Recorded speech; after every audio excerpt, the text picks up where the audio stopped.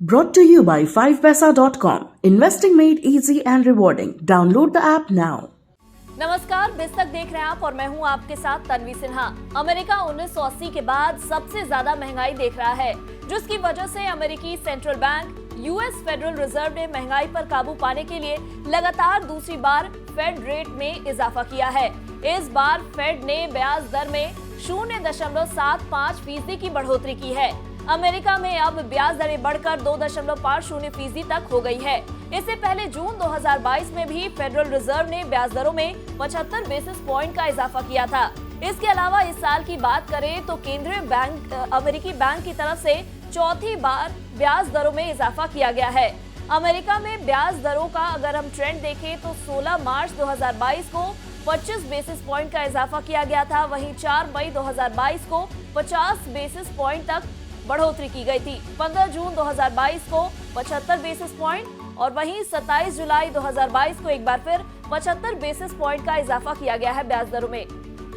Federal reserve के chairman Jerome Powell की अध्यक्षता में हुई इस बार की बैठक के दौरान 9 साल में पहली बार गवर्नर ब्याज दरों में बढ़ोतरी पर सहमत दिखे।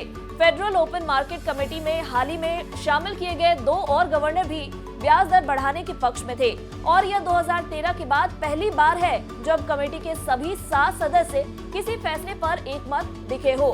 बता दें कि अमेरिका में ब्याज दरें 1994 के बाद सबसे हाई लेवल पर पहुंच गई है। दरअसल फेडरल रिजर्व का लक्ष्य महंगाई को थामने की ओर है, जो जून में 9.1% के साथ 41 साल के उच्चतम स्तर पर पहुंच गई है। इसका सीधा असर डॉलर के मुकाबले रुपए की स्थिति, शेयर बाजार में बिकवाली से लेकर अगस्त में भारतीय रिजर्व बैंक की मौद्रिक नीति और उनके द्वारा भी ब्याज दरों में बढ़ोतरी के रूप में दिख सकता है। फेड के ब्याज दरों में इजाफे के बाद अमेरिका में मंदी की आहट सुनाई देना तय माना जा रहा है। हालांकि फेडरल रिजर्व के चेयरमैन जेरोम पॉवेल ने फिलहाल आर्थिक सुस्ती की आशंका से इनकार किया है। I do not think the U.S. is currently in a recession.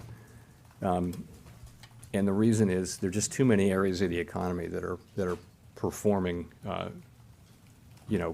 too well. And of course, I would point to the labor market in particular. As I mentioned, it's true that growth is slowing, and for reasons that we understand. Really, the growth was extraordinarily high last year, 5.5%. We would have expected growth to slow. There's also more slowing going on now. But if you look at the labor market, you've got growth. I think payroll jobs averaging 450,000 per month.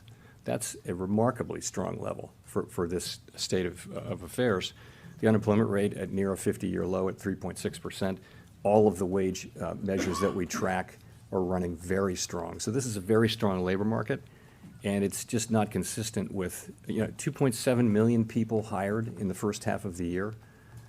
It doesn't make sense that the economy would be in recession with this kind of thing happening. So I don't think the U.S. economy is in recession right now. वहीं US Fed की तरफ से ब्याज दरें बढ़ाए जाने के बाद अमेरिकी बाजारों में तेजी देखने को मिली।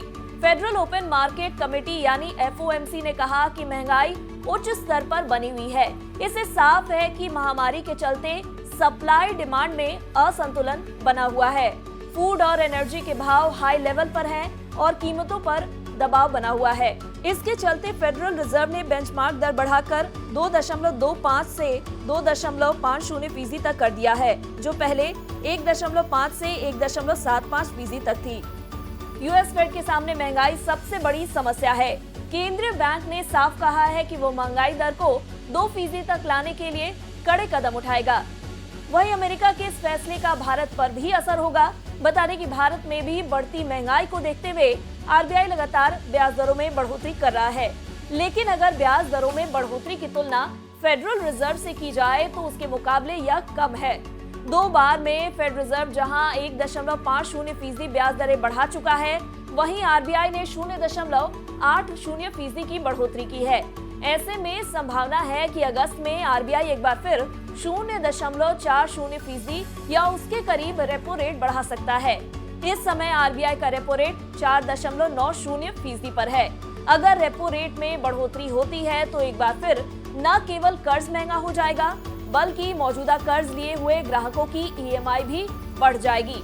इसके साथ ही पहले से डॉलर के मुकाबले 80 रुपए के आसपास फिसल रहे रुपए में और गिरावट की आशंका है।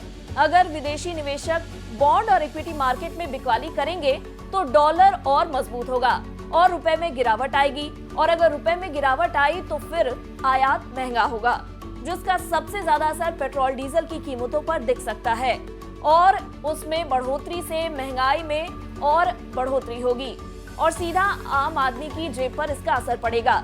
वहीं जिस तरह फेडरल रिजर्व ने अमेरिका में महंगाई को सबसे बड़ा जोखिम बताया है, उससे साफ है कि निवेशक यानी एफआईआई आने वाले समय इमर्जिंग इकोनॉमी से बिकवाली करेंगे।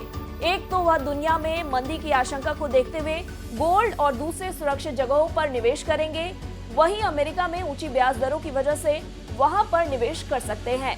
अगर ऐसा होता है तो उसका असर भारतीय शेयर बाजार पर दिखेगा। केवल 2022 में भारतीय बॉन्ड और इक्विटी बाजार में विदेशी निवेशकों ने 30 अरब डॉलर से ज्यादा का पूंजी निकाला है। अगर आपको हमारे इस वीडियो में दी गई जानकारी पसंद आई हो तो इसे लाइक और शेयर जरूर करें। साथ ही हमारे चैनल बिज़तक को सब्सक्राइब करना ना भूलें। धन्यवाद।